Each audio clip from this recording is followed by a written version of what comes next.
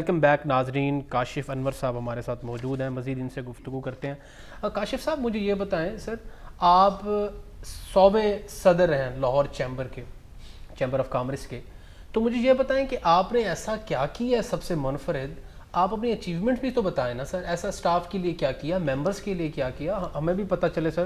دیکھیں الحمدللہ پہلی بات تو یہ کہ میں لاہور چیمبر کا 100واں صدر ہوں. دوسری بات یہ کہ میں نے اپنے دروازوں کو ہر خاص و عام کے لیے کھول دیا, اور مجھے ملنے کے لیے کسی اپوائنٹمنٹ, کسی وزٹنگ کارڈ, کسی گارڈ دربان کی ضرورت نہیں ہوتی تھی. دوسرا کہ مجھے الحمدللہ چائنیز کونسل جنرل نے ایوارڈ دیا, فرینڈشپ ایوارڈ دیا, جو کہ میں سمجھتا ہوں کہ لاہور چیمبر کی ہسٹری میں پہلی دفعہ کسی بھی پریزیڈنٹ کو یہ ایوارڈ ملا, کیونکہ گورنمنٹ آف چائنا آپ کو اکنالج کر رہی ہے کہ آپ کے چیمبر, آپ کے انسٹیٹیوشن کے تعلقات ان کے کونسل جنرل آفس کے ساتھ اچھے ہیں. ہم نے اپنے وقت میں, کیونکہ میں یہ سمجھتا ہوں کہ جب آپ تعلیم اور صحت کو عام, اور جب تعلیم اور صحت کو آپ سستا کر دیں گے تو وہ سب کی پہنچ میں آ جائے گی. ہمارے تقریباً 40,000 سے زیادہ ممبرس تھے میرے ٹینیور میں. ہم نے مختلف ہیلتھ انسٹیٹیوٹس اور مختلف ایجوکیشنل انسٹیٹیوٹس کے ساتھ ہم نے ایم او یوز سائن کیے, تاکہ اسکولز میں, ہاسپٹلز میں, لیبارٹریز میں ہم وہاں پر ہمارے ممبرس جا کے فائدہ لے سکیں. ہم نے جو ایجوکیشنل انسٹیٹیوٹس ہیں, میں ہیلے کالج کا بہت شکر گزار ہوں کہ the very first time in the history of Lahore chamber, rather in the history of any chamber, Hailey college of commerce نے لاہور چیمبر کے لیے چیئر اناؤنس کی. تو دیکھیں یہ تعلقات ہم نے ڈفرینٹ ایجوکیشنل انسٹیٹیوٹس کے ساتھ بنائے. میں ایم او یوز کی بات کر رہا تھا کہ ہم اپنے, یہ ہمارا کام نہیں ہے کہ ہم ہاسپٹلس میں جا کے یا ہم مختلف ٹیسٹ سینٹرز میں جا کر اپنے ممبرس کے لیے کام کرائیں, لیکن پھر بھی چونکہ ہم سی ایس آر میں آتے ہیں, یہ ہماری رسپانسبلٹی ہے کہ ہم اپنے ممبرس کے لیے یہ پرووائڈ کریں. تو ہم نے کی. اسٹاف کے لیے میں یہاں پر یہ ضرور بتانا چاہوں گا کہ the very first time in the history of Lahore chamber, کیونکہ اور باقی انسٹیٹیوٹس میں بھی آپ کے ہمیشہ جو ملازم ہوتا ہے وہ اور اس کی اسپاؤس ہوتے ہیں, انشورڈ ہوتے ہیں. ہم نے پہلی دفعہ لاہور چیمبر میں جتنا بھی اسٹاف ہے اس کے بچوں کو بھی انشورڈ کرایا. اور ایک اور بات بھی کہنا چاہوں گا کہ جب میں نے اقتدار لیا تو میں نے پہلی دفعہ یہ اناؤنس کر دیا کہ تمام اسٹاف میرے دائیں اور بائیں ہاتھ ہیں. ریسٹ ایشور میں کسی کو نکالوں گا نہیں, آپ کام کریں. اور I am very grateful to my staff کہ انہوں نے اسی محنت, محبت اور لگن سے کام کیا. اور جتنے بھی جو کہتے ہیں نا the feathers in the crown, جتنے بھی لگے ہیں, میرے بالکل پیرنٹس کی دعائیں بھی ساتھ ہیں, لیکن میرے اسٹاف کا ایک بہت بڑا ہاتھ ہے کہ میں یہ تمام چیزوں کو اچیو کر سکا. ماشاءاللہ جی. اچھا, لیکن میں اس میں سے ایک کوسچن ایڈ کرنا چاہ رہا ہوں کہ اگر آپ یہ چیزیں بتا رہے ہیں, ماشاءاللہ سے آپ کی یہ کنٹریبیوشنز ہیں اور اس چیز کو ہم ایکنالج کرتے ہیں, لیکن پھر آپ کا یہ گروپ اس سال کیوں ہار گیا ہے؟ میرے خیال میں تقریباً 20 سے 25 سال کے بعد یہ گروپ آپ کا ہے, اس کی پھر کیا وجوہات؟ بڑا ہی خوبصورت اور انٹرسٹنگ سوال ہے. میں اس سے زیادہ تو شاید یہاں پہ جواب نہیں دے سکوں گا, لیکن میں اتنا ضرور کہوں گا کہ لاہور چیمبر کا الیکشن میری کارکردگی کی وجہ سے نہیں ہارے. لاہور چیمبر کا الیکشن کچھ اور وجوہات کی وجہ سے ہارے, جو میں یہاں پر نہیں بتا سکتا. لیکن وہ وجوہات کاشف انور نہیں تھا, وہ وجوہات کچھ اور تھیں. اچھا چلیں ٹھیک ہے, میں آگے بڑھتا ہوں. سر آپ نے جیسے ایکسپورٹ اور امپورٹ کی بات کی, ذرا اس میں تھوڑا سا یہ بتائیں, اگر کوئی متعلقہ ادارے اس چیز کو سنتے ہیں, ہمارے اس پروگرام کو ناظرین بھی سنتے ہیں, ایکسپورٹ اور امپورٹ کا جو مسئلہ ہے سب سے زیادہ, اس کو کس طریقے سے بہتر کیا جا سکتا ہے؟ دیکھیں بات یہ ہے کہ ہماری اس وقت کاٹن کی بھی جو مانگ ہے نا ٹیکسٹائل انڈسٹری کے لیے, وہ 15 ملین بیل ہے. ہم یہاں پر ہمارے پروڈیوس ہوتی ہے, پچھلے سال 8 ملین ہوئی ہیں, لیکن یہ اس سے بھی ڈراپ کر گئی تھی, 5.5-6 پہ چلی گئی تھی. اب اپنی لوکل انڈسٹری کی ڈیمانڈ کو پورا کرنے کے لیے بھی ہمیں تقریباً 10 ملین بیل باہر سے امپورٹ کرنی پڑتی ہیں. اب انڈسٹری یہاں پر ہمارے اتنی ایڈوانسڈ ہے نہیں, ویلیو ایڈیشن میں ہم جاتے نہیں, یا ہماری ڈیویلویشن یا مختلف فیکٹرز جو ہیں وہ ہمیں ایڈوانسمنٹ آف ٹیکنالوجی کی طرف نہیں لے جانے دیتے. تو جب تک ہماری انڈسٹری ایڈوانس نہیں ہوگی, آپ کی مشینری نہیں آئے گی, تب تک آپ ویلیو ایڈیشن پہ جا نہیں سکتے. یہاں پر آ کر ہم رک جاتے ہیں. تو ہماری ایکسپورٹس اسی لیے اسی جگہ پہ رکی رہتی ہیں. اور چونکہ ہمیں ہر چیز کے لیے امپورٹ کرنا پڑتا ہے, میں تو یہاں پر یہ بھی کہوں گا کہ ہمارے جو پیٹ فوڈ ہیں اس کی کیا ضرورت ہے امپورٹ کرنے کی. ہمارے جو باقی ایسی چیزیں ہیں جو لگژری آئٹمز ہیں, ہمارے ہمسایہ ملک نے بھی تو اپنی تمام امپورٹس پہ انیشلی بین لگا دیا تھا. تو میں بھی یہ کہتا ہوں چیزیں سر خود بھی تو ہمیں مینوفیکچر کرنے چاہیے. کچھ دیکھیں آپ انڈسٹری ہماری یہاں پر اتنی کیپیبل ہے کہ وہ چیزیں بنا سکتی ہیں. اگر ہم وہ کچھ چیزیں جو لگژری پروڈکٹس ہیں اگر وہ ہم امپورٹ نہیں کریں گے تو کیا آسمان ٹوٹ جائے گا. لیکن اس کے ساتھ یہ بھی بہت ضروری ہے کہ ہمیں اسمگلنگ پہ بھی دیکھنا ہوگا, ہمیں کچھ ایسے فیکٹرز پہ بھی دیکھنا ہوگا, ہمیں ٹیکس کی پالیسیز پہ دیکھنا ہوگا جس کی وجہ سے ہماری انڈسٹری کو پرابلمز ہیں, ہماری ایکسپورٹ نہیں بڑھتی. ہمیں گورنمنٹ کو دیکھیں اس وقت جو پچھلے دنوں جو سب سے بڑا ہماری انڈسٹری کو ایک سیٹ بیک آیا, ہماری ڈیویلیویشن بہت زیادہ بڑھ گئی, ہم 280 پہ چلے گئے, 300 کے بھی اوپر چلے گئے. ہمارا جو انٹرسٹ ریٹ تھا وہ بھی آپ کا چلا گیا 22% کے اوپر چلا گیا کائبار کا ریٹ. ہمارا جو بجلی کا ریٹ تھا وہ بھی بہت اوپر چلا گیا. ہماری انفلیشن بھی 30% سے زیادہ اوپر چلی گئی. تو جب ہم اپنی کاسٹ آف پروڈکشن کو بڑھا دیں گے تو یہ ہم کیسے ایکسپیکٹ کریں گے کہ ہم اپنے جو انٹرنیشنل مارکیٹ میں اور پلیئرز ہیں ہم ان کی موجودگی میں کم جو ویلیو ایڈڈ پروڈکٹس ہیں ہم ان کو کیسے بیچ سکتے ہیں. بالکل سر, میں اس میں آج کی لیٹسٹ ایک ڈیولپمنٹ آپ کے سامنے نیوز ایک شاید آپ نے سنی ہو کہ مہنگائی اور بجلی اور کاروباری مشکلات کی وجہ سے ملک بھر میں ٹیکسٹائل کی انڈسٹری کے 33% جو ہیں وہ یونٹ بند ہو گئے ہیں, اور ملک بھر میں 568 میں سے 187 ٹیکسٹائل ملز جو ہیں وہ بند ہو گئی ہیں. سر میں آپ کو آج کی یہ لیٹسٹ ڈیولپمنٹ بتا رہا ہوں, یہ جو ہیں اس وقت حالات. لیکن اس میں سر مجھے ایک چیز بتائیں کہ آپ کیا دیکھتے ہیں کہ جو پولیٹیکل اسٹیبلٹی ہے اس کا ایلیمنٹ کتنا ضروری ہے کہ جو ہماری پولیٹیکل پارٹیز ہیں, جو گورنمنٹ ہے, اس کو اسٹیبل اس کا کیا کہتے ہیں؟ دیکھیں سب سے پہلی تو بات یہ ہے کہ ہم تاجروں کی کوئی پولیٹیکل پارٹی نہیں ہوتی, ٹھیک ہے,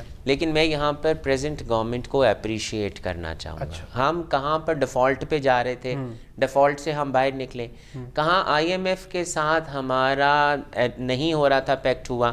اب دیکھیں ہم اس بات پہ خوش نہیں ہیں کہ ہم قرضہ لینے پہ خوش ہیں, ہم اس بات پہ خوش ہیں کہ اگر ہم آئی ایم ایف کے ساتھ ڈیل نہ کرتے تو ہم ڈیفالٹ کر جاتے, آپ کی تمام پیمنٹس جو تھیں وہ آپ کو کرنی پڑتی, تمام امپورٹس آپ کی رک جاتی, آپ کے لیے ایشوز بہت زیادہ کھڑے ہو جاتے. تو وہ ہوا, اس کے بعد 1 سال کا ہوا, پھر ہمارا 3 سال کا ہوا ہے, اور اب دیکھیں کہ ورلڈ بینک نے بھی اگلے کچھ سالوں کے لیے آپ کے لیے $20 بلین کی ایک اناؤنس کر دی ہے جو مختلف پروجیکٹس پہ وہ لگے گا. سر اس میں سوری ٹو انٹرپٹ کیوں, لیکن میں ایک چیز میں آپ سے یہ کہنا چاہ رہا ہوں کہ میرے خیال میں تو ہر گورنمنٹ آ کے یہی بات کرتی ہے آئی ایم ایف کی, قرضوں کی. چلے یہ پولیٹیکل ڈیبیٹ ہو جائے گی, لیکن دیکھیں بات یہ ہے کہ اس وقت میں ان سینیریوز سے نکل رہا ہوں کہ اس وقت میں آ رہا ہوں ان سینیریوز سے نکل کر پولیٹیکل سٹیبلٹی کی طرف, ٹھیک ہے, کہ ہم ان سینیریوز سے نکل آئے, بینکرپسی سے بچ گئے, ڈیفالٹ سے بچ گئے. آپ کیا سمجھتے ہیں اس چیز میں صداقت ہے؟ پاکستان ڈیفالٹ کی طرف جا رہا تھا, یہ صرف وہ ڈائیلاگ تھے کیونکہ عوام کو بھی جو ہے وہ ایک غلط عکس دکھایا جاتا ہے. نہیں دیکھیں ہم بالکل مشکل, ہم ڈیفالٹ کی طرف جا رہے تھے یا نہیں جا رہے تھے, لیکن ہم کرائسس میں. اچھا, کرائسس, ہم اور کرائسس سے اب باہر آ گئے, ہم دلدل میں دھنس رہے تھے.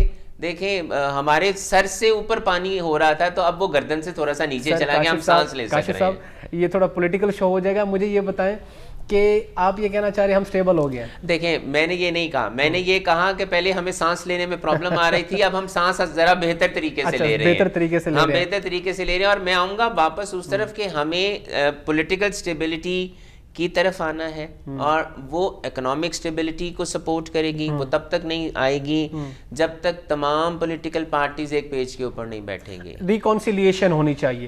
اب آپ یہ کہنا چاہ رہے ہیں کہ پارٹیز کو ٹھیک ہے جو پولیٹیکل اپنے مفاد ہیں اس کے تناظر میں آپ نے جو کرنا ہے کرتے رہیں, لیکن اکانومی کے لیے جیسے آپ کا سیکٹر ہے, ایک چیمبر آف کامرس کی بات کر رہے ہیں, انڈسٹریز کی جو بھی ہے, اس میں میرے خیال میں آپ بھی. دیکھیں میں چھوٹی سی مثال, ہمارا اس وقت یہ کیا امپریشن اچھا جاتا ہے کہ ایک صوبہ کیپٹل کے اوپر حملہ کرنے کے لیے آئے.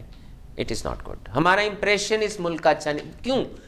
ہم یہ کہتے ہیں کہ اس ملک کے اندر انویسٹمنٹ ہونی چاہیے, یہاں پر کاروبار رہے, یہاں پر فورن انویسٹر آئے, یہاں پر ہم چائنیز پارٹنرز کے ساتھ یا مختلف پارٹنرز کے ساتھ یہاں پر ہم ایم او یو سائن کریں, جے ویز کریں. تو کیا ان حالات میں کوئی فورن انویسٹر اس ملک کے اندر آئے گا؟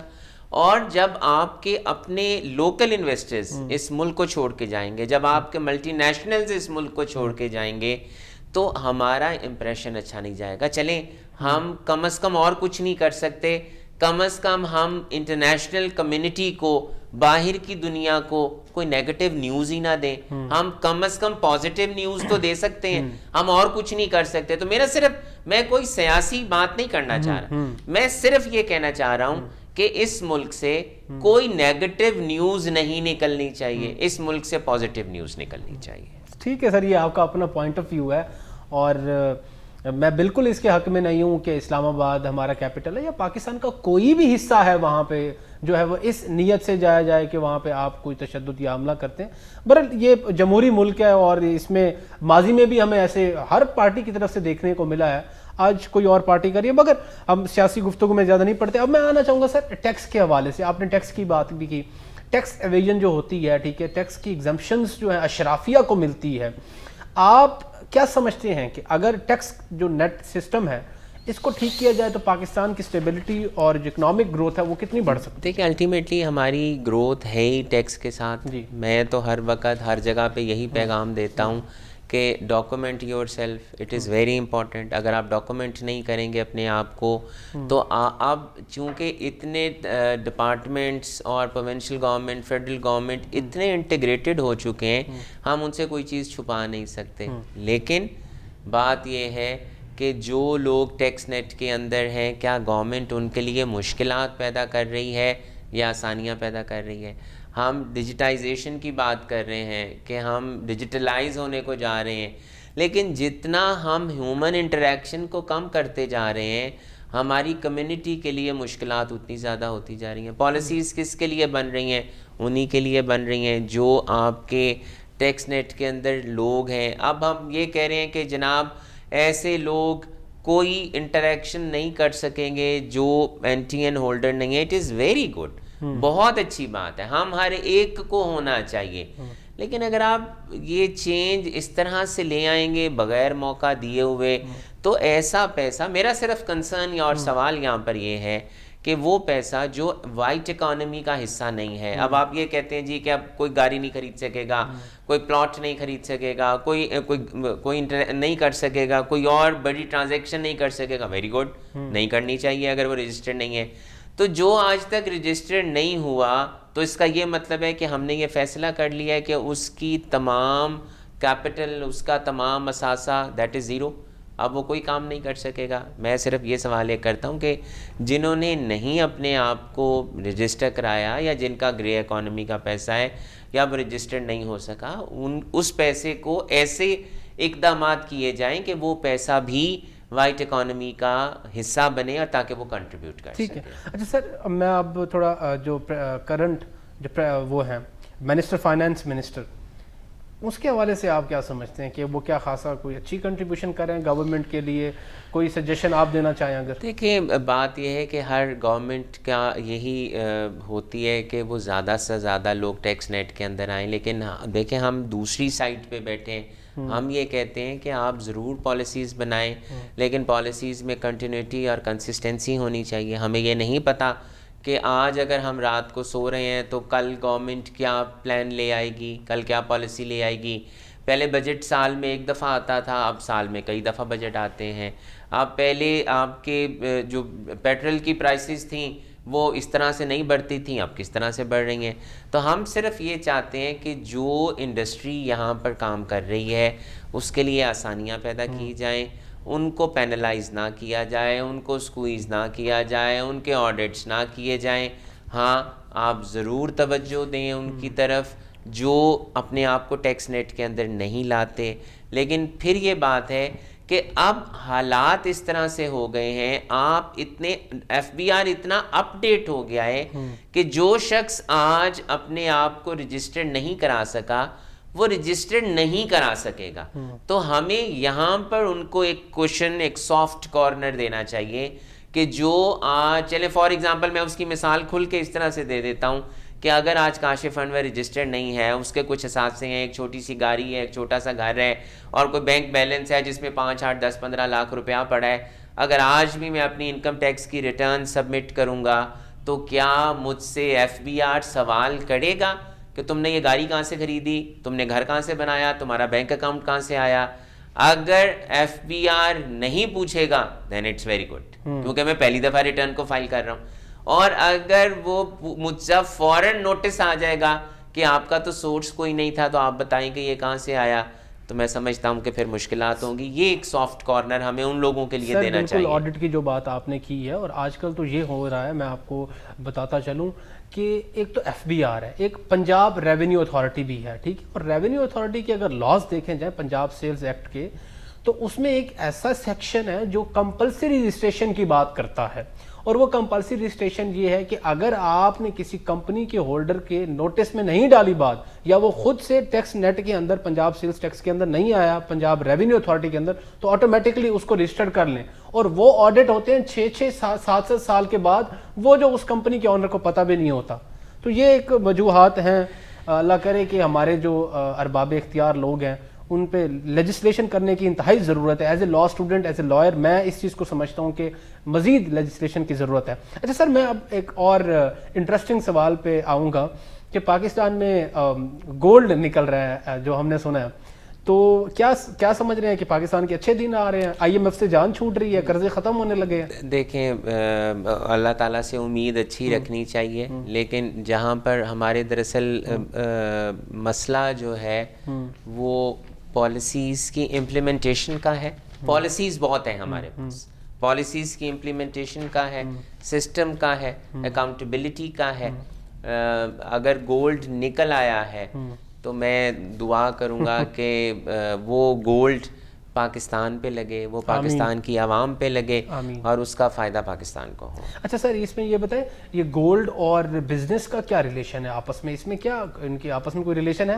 مطلب کہ اگر گولڈ کا قیمت بڑھتی ہے, اوپر نیچے ہوتی ہے, تو بزنس میں کوئی ایفیکٹ آتا ہے؟ دیکھیں, اس الٹیمیٹلی اکانومی میں ایک بہت بڑا کنٹریبیوٹر ہے, نہ صرف گولڈ بلکہ باقی میٹلز بھی, اور انٹرنیشنل ٹریڈنگ بھی ان میں ہو رہی ہوتی ہے. جیسے اسٹاک کی مارکیٹ بڑھ جاتی ہے اور کم ہو جاتی ہے. اب اسٹاک کی مارکیٹ بڑھنے سے کیا عام بزنس کو کوئی فرق پڑتا ہے؟ شاید نہیں. تو جو اس سیکٹر سے کنسرنڈ ہیں, ریلیٹڈ ہیں جیولرز کے ساتھ, تو الٹیمیٹلی جو اس کاروبار کے ساتھ اٹیچ ہیں انہیں تو ضرور فرق پڑتا ہے.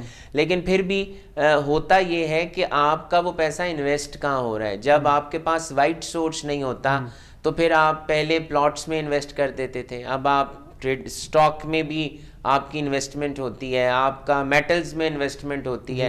تو یہ ایونیوز آف انویسٹمنٹ ہیں جو جس میں جتنا تجربہ لے لے اور اس کے لیے اتنا وہ فائدہ مند. سر کاشف صاحب, پروگرام کا ٹائم ختم ہونے کو ہے. آخر میں آپ اپنے دوستوں کو جو چیمبر آف کامرس کے ممبرز ہیں آل اوور دا پاکستان, اور اس کے ساتھ ساتھ کرنٹ جو گورنمنٹ ہے, ان کو آپ کیا میسج دینا چاہتے ہیں؟ دیکھیں, میں عوام کو تو یہ میسج دینا چاہوں گا کہ اپنے آپ کو ڈاکومنٹ کریں. It is very important.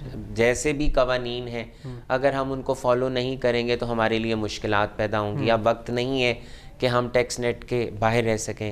Government سے یہ اپیل کروں گا کہ جو لوگ ٹیکس نیٹ کے اندر ہیں انہیں عزت دیں, ان کے لیے آسانیاں پیدا کریں, تاکہ وہ لوگ جو ٹیکس نیٹ کے اندر اس خوف سے نہیں آتے کہ ایگزسٹنگ ٹیکس پیئرس کے ساتھ بہت سی مشکلات ہیں, ان کے لیے بہت سے ایشوز ہیں, تاکہ وہ اپنے اس مسکنسیپشن کو دور کریں, اور جب ان کے ساتھ وہ آسانیاں دیکھیں گے تو وہ ضرور ٹیکس نیٹ کے اندر آئیں. تھینک یو سو مچ سر کاشف صاحب, آپ نے ہمیں اپنے قیمتی ٹائم میں سے آج ہمیں ٹائم دیا.